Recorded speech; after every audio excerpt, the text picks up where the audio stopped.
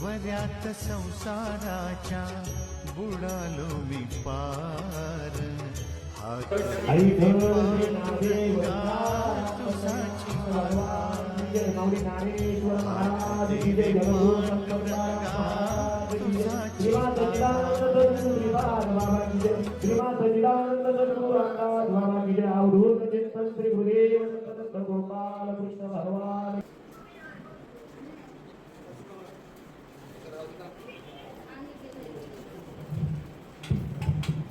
यानंतर मी सर्वांना प्रथम विनंती करतो की आपण तुझ्या दरबारात माग पडन पाऊल अंगाबऱ्याला काटा लागली चावूल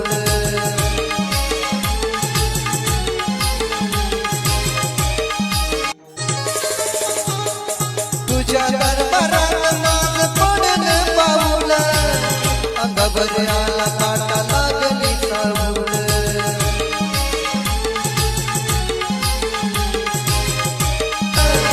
अंगाबऱ्याला काटा लागली चावूल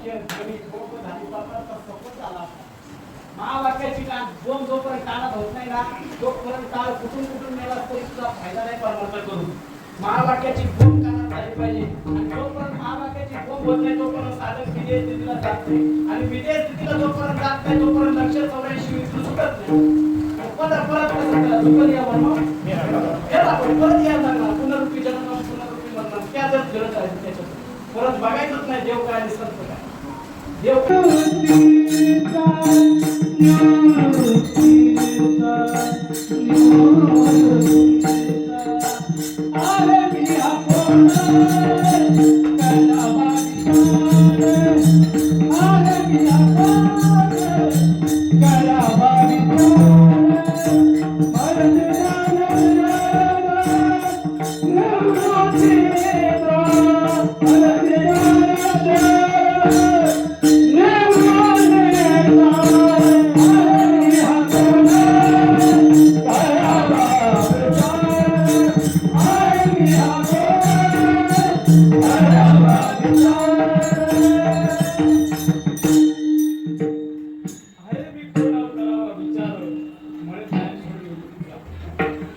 पण कधी पडलेला प्रश्न नानोबाई नाही आणि एवढे वर्ष गेल्यानंतर 700-750 वर्ष गेल्यानंतर मला तरी वाटतं आजपर्यंत कोणाला पडलेला प्रश्न नाही.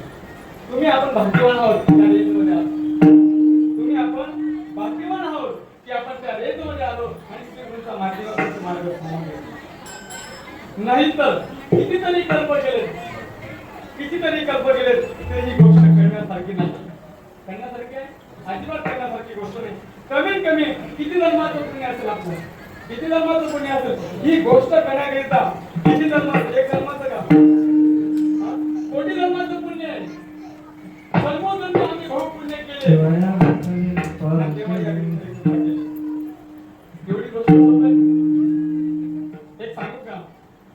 जे भेटायचं जाऊ द्या, पण तुम्ही आपण माझ्या डोळ्यासमोर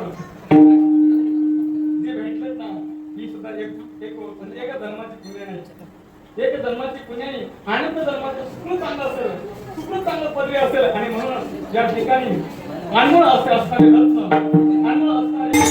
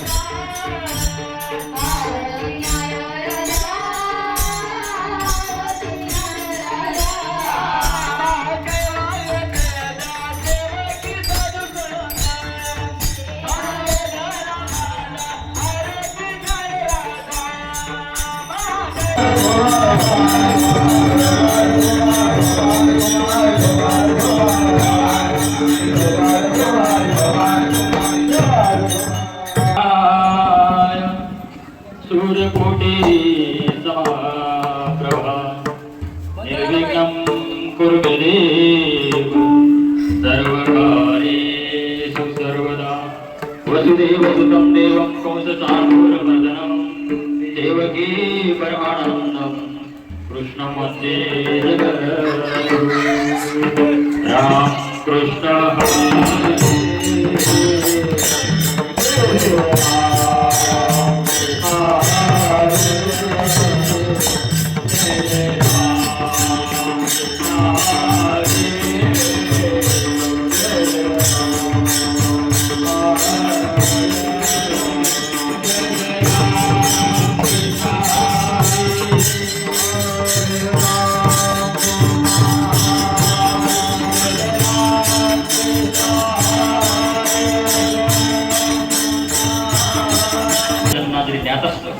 कारण आपण या ठिकाणी या धर्ममंडपामध्ये किम निमित्ताने जमलेलो आहोत, कारण कारणाशिवाय कार्य घडत नाही.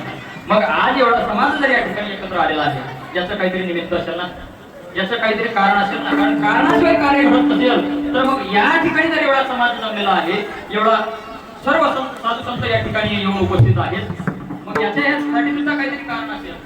तर आपल्या या अहिल्यादेवी आध्यात्मिक किंवा क्रांती किंवा वारकरी आनंद संप्रदाय घाटकोपर या संस्थेने यांच्या माध्यमातून मात्र हा सुरू असलेला एक दिवसीय संत वैष्णव मेळावा. आता बघा, चांगला जर बारीक विचार केला नाही बा, एक दिवसीय संत वैष्णव मेळावा म्हटलेला आहे. मग एकच दिवसाचा का ठेवला? याला 7 दिवसाचाही करू शकत होतो, याला एका महिन्याचाही करू शकत होतो, याला 21 दिवसाचाही करू शकत होतो. परंतु ही मुंबई नगरी आहे. काय ही मुंबई नगरी आहे आणि या मुंबई नगरीमध्ये मात्र कोणालाच थांबायला वेळ. चांगला जर बारीक विचार केला तर एक क्षण सुद्धा ही मुंबई थांबत नाही. आणि मग या एवढ्या धावपळीच्या जीवनामध्ये आमच्या सद्गुरू सच्चिदानंद श्रीपाद बाबांनी त्या काळापासून माझ्या या साधक परिवाराला कुठेतरी एकत्र येण्यासाठी वेळ मिळत असेल, याला 4-5 दिवस अटकवून ठेवण्यापेक्षा एका दिवसात त्या 7 दिवसाचा आनंद त्याला द्यायचा आहे. आणि म्हणून हा वैष्णव मेळावा 1 दिवसाचा ठेवला आणि 1 दिवसाच्या वैष्णव मेळाव्याची सकाळी सुरुवात झाली आणि सुरुवात झाल्यानंतर सकाळच्या सत्रामध्ये 2 कीर्तन झाली आणि दुपारच्या सत्रामध्ये 4 कीर्तन झाली. आणि हे आता किती कीर्तन आहे? झाला ना सप्तमाय बाबा.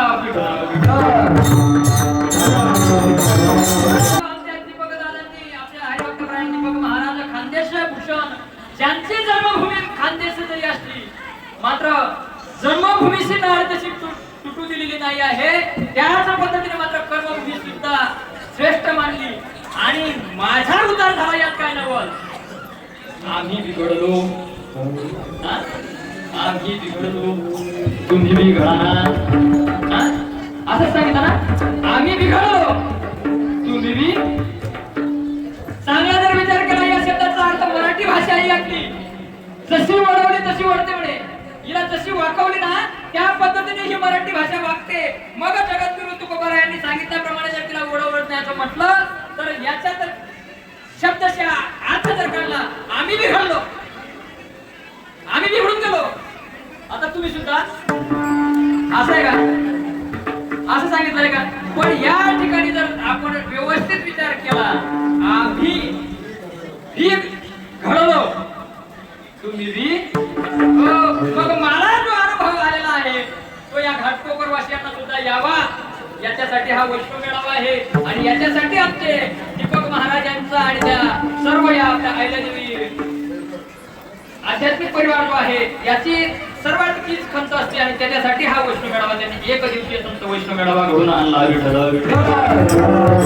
ठिकाणी मात्र नियोजन करत असताना सर्व एकत्र आले आणि सर्व एकत्र आल्यानंतर कारण हा खेळ नव्हे एक पुण्याचा आणि म्हणून मेळ जमविला. फक्त दीपक महाराजांनी जर म्हटलं असतं मला वैष्णव मेळावा करायचा आहे, एकट्याचं काम नाही, मग त्यांच्या संगतीला सर्व हा आध्यात्मिक परिवार आला आणि मग त्यांनी विचार विनिमय केला की आपल्याला 1 दिवसीय वसंत वैष्णव मेळावा, आपली जी ही 8 वर्षाची परंपरा आहे, जो अखंडित चालू आहे, तो आपल्याला या वर्षी सुद्धा खंड पडू द्यायचा नाही. मग त्यांनी नियोजन केलं आणि नियोजन केल्यानंतर प्रत्येक महाराजांना वास्तविक बघायला जर गेलं तर या ठिकाणी माझ्या मागे, माझ्या उजव्या साईडला, माझ्या डाव्या साईडला आणि माझ्या समोर जे सर्व बसलेले आहेत ते माझ्यापेक्षा ज्ञानाने, मानाने, वयाने, धनाने सगळ्यात गोष्टीत ज्येष्ठ आणि श्रेष्ठ आहेत. परंतु तरी सुद्धा दीपक महाराजांनी म्हटलं, आता दीपक महाराज म्हटल्यानंतर आमचे ते भाचे आणि भाचे असल्यामुळे, जवाई बापू असल्यामुळे त्यांनी जे काम सांगितलं ते मात्र करावं लागतं. कारण जसं माया हो, तुम्हाला सर्वात जास्त प्रिय कोण आहे? जावई. जावई प्रिय आहे. पण तुम्हाला जसा जावई प्रिय आहे ना, तसं आम्हाला सुद्धा जावई प्रिय आहे.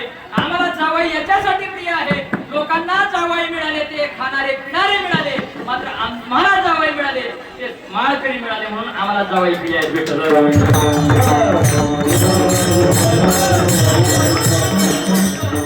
महाराज तुम्हाला आमच्या या घाटकोपरमध्ये बऱ्याच दिवसापासून त्यांचं चालू होतं की मामा तुम्ही एकदा या, मामा तुम्ही एकदा या. आमच्या परिसरामध्ये आम्ही ज्या ठिकाणी माझी कर्मभूमी आहे ना, त्या तुम्ही त्यांच्या जन्मभूमीला दरवर्षी आम्ही असतो. त्यांच्या 19 फेब्रुवारीला संत वैष्णव मेळावा असतो, त्या ठिकाणी आम्ही 3 दिवस नेहमी असतो. पण त्यांचा असा आग्रह होता की तुम्ही माझ्या जन्मभूमीला येतात पण माझी कर्मभूमी सुद्धा बघून घ्या. त्या ठिकाणी मी जे रोपटं लावलेलं आहे त्या रोपट्याचं काहीतरी वटवृक्षात रूपांतर होत आहे आणि त्या वटवृक्षाला एकच छोटंसं खारुताईचा वाटा म्हणून तुम्ही सुद्धा एक थेंब 2 थेंब पाणी तुम्ही सुद्धा घाला. आणि त्यांनी जी जबाबदारी दिली, या सर्वांनी मात्र त्या जबाबदारीला होकार देतो. सर्व 12 लोकांच्या नावात डिसिजन झालं आणि निश्चित झाले. आणि निश्चित झाल्यानंतर ज्या 15-20 दिवसापासून हा उहापोह चालू होता, त्याचा आज मात्र पूर्ण दिवसाचा आनंद घेऊन 6 कीर्तन सेवा श्रवण करून महावैष्णव ज्ञानोबा यांचा हरिपाठाचा आनंद घेऊन आता माझ्याकडे जबाबदारी दिली आणि त्या जबाबदारीचा पात्रता त्यांनी मला समजलं. हेच माझं परम वाक्य आहे, कोणी माझ्या दैवा पाळ नाही.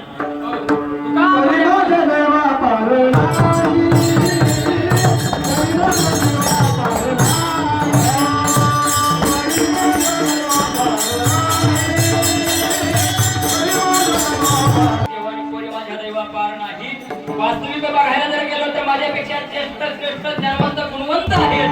परंतु तरी सुद्धा त्यांनी जी जबाबदारी माझ्यावर दिली ती माझ्या सद्गुरूची जशी बुद्धी देईल तशी मात्र ती जबाबदारी मी पार करण्याचा प्रयत्न करणार आहे. या ठिकाणी माझ्या साथ संगतीसाठी हा सर्व, कारण आमच्या ग्रामीण भागामध्ये बरं का, आमच्या ग्रामीण भागामध्ये जर कीर्तन जर ठेवायचं म्हटलं ना तर आम्हाला भजनी मिळत नाही, भजनी मिळत नाही. पण या ठिकाणी आज शहरी भाग असून जी मुंबई सदोतीत धावते आहे, त्या मुंबईला एक सेकंद सुद्धा थांबायला वेळ नाही. रात्री 12 वाजता जरी तुम्ही लोकलमध्ये गेला तरी तिथे त्या ठिकाणी प्रत्येकाची धावपळ चालू आहे. ज्यांना आपल्या मुलांना वेळ द्यायला वेळ नाही, कारण सकाळी मुलं झोपलेले असतात तोपर्यंत आमचा पुरुष वर्ग कामावर निघून जातो आणि रात्री वऱ्यात संसाराच्या बुडालो मी पार, हात दे रे पांडुरंगा तुझाची आधार, हात दे रे पांडुरंगा तुझाची आधार, हात दे पांडुरंगा तुझाची आधार, हात दे रे पांडुरंगा तुझाची आधार, हात वऱ्यात संसाराच्या बुडालो मी पार, हात दे रे पांडुरंगा तुझाची आधार, हात दे रे पांडुरंगा तुझाची आधार.